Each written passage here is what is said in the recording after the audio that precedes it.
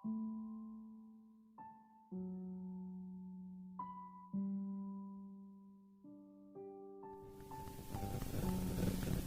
bersyukur kepada Tuhan.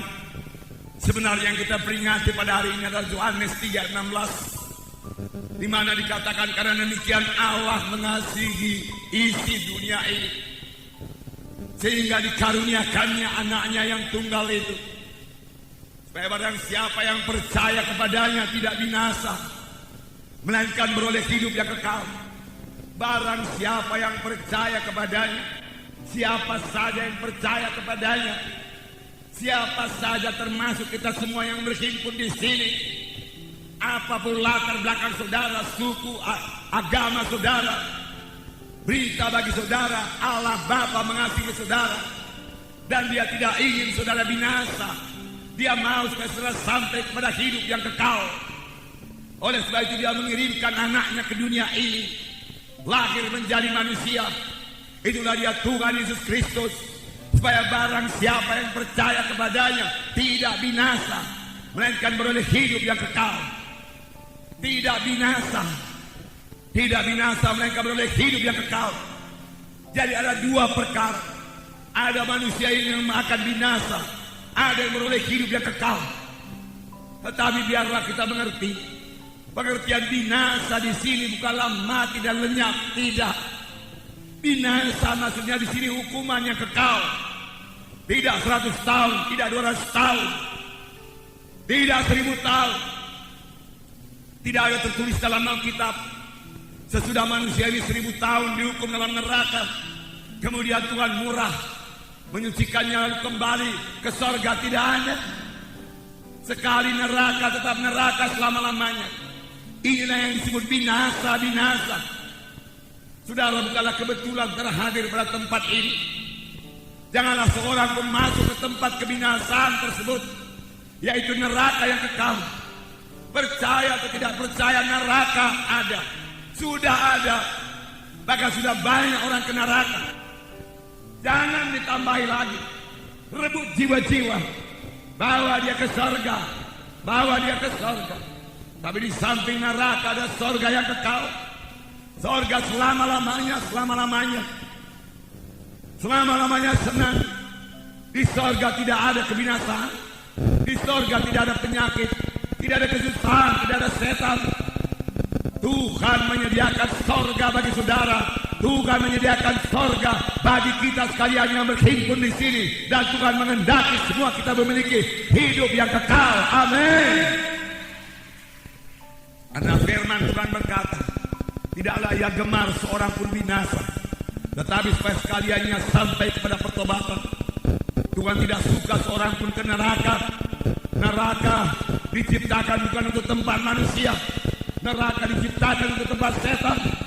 Tetapi pengikut-pengikut setan, orang-orang berdosa yang tidak mau bertobat, yang cinta kepada dosanya, yang cinta kepada kegelapan, yang cinta kepada kuasa-kuasa kegelapan, tidak akan mewarisi hidup yang kekal, tapi beroleh hukuman yang kekal.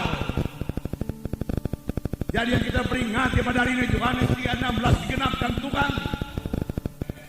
Firman Tuhan berkata, sebagai anak-anak Tuhan bahkan kita harus mengetahui dengan pasti apakah kita sudah selamat atau belum, apakah kita sudah lahir baru atau belum. Dan kita harus mengetahui dengan pasti kalau kita mati kemana. Kalau kita mati sebagai anak-anak Tuhan, firman Tuhan berkata kita ke sorga, di bawah Allah bersama-sama dengan Dia.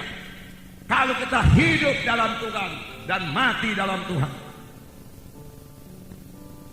1 Tesalonika berkata mengenai orang yang mati, janganlah kamu bodoh, biarlah kamu mengetahui semua orang yang mati dalam Tuhan di bawah Allah besertanya. Keselamatan ditentukan oleh hubungan pribadi kita dengan Yesus. Keselamatan jiwa, keampunan dosa, lahir baru, hidup yang kekal, semua itu sejalan, bukan ditentukan oleh pencatetan nama di gereja. Firman Tuhan berkata dalam 1 Yohanes pasal 5 ayat 11 dan 12 dikatakan, Dan inilah kesaksian itu. Allah telah mengaruniakan hidup yang kekal kepada kita. Dan hidup itu ada di dalam anaknya.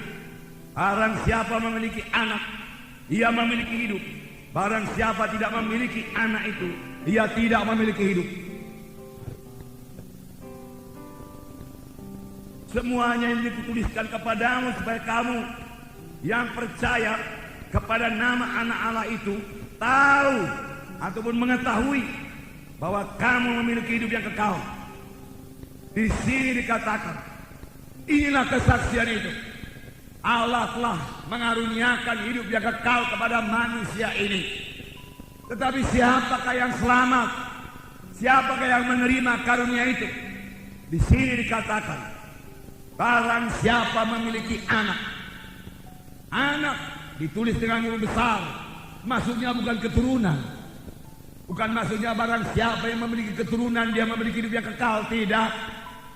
Maksudnya di sini barang siapa yang memiliki Yesus, ia memiliki hidup yang kekal. Barang siapa tidak memiliki Yesus, ia tidak memiliki hidup yang kekal. Rasul Yohanes berkata, supaya kamu mengetahui bahwa kamu sudah beroleh hidup yang kekal, yaitu kamu yang percaya kepada nama anak Allah Yesus Kristus. Supaya kamu mengetahui. Sidang pertama, semua mengetahui dengan pasti bahwasanya dia beroleh hidup yang kekal. Itu sebabnya kepada sidang pertama, mati martir tidak menjadi persoalan. Dia tahu kalau dia mati martir, itulah dia berjumpa dengan Tuhan dan Juru Selamat. Kehidupannya tidak akan berhenti. Kehidupan saudara juga tidak akan berhenti. Barang siapa yang memiliki Yesus, dia memiliki hidup. Barang siapa tidak memiliki Yesus, dia tidak memiliki hidup yang kekal. Jadi keselamatan jiwa bukan tergantung dari kebaikan saudara. Firman Tuhan berkata, kebaikan manusia ini, kejujuran manusia ini hanya sebagai kain lapuk di hadapan Tuhan. Memang sesudah selamat, saudara harus bertobat. Harus bertobat.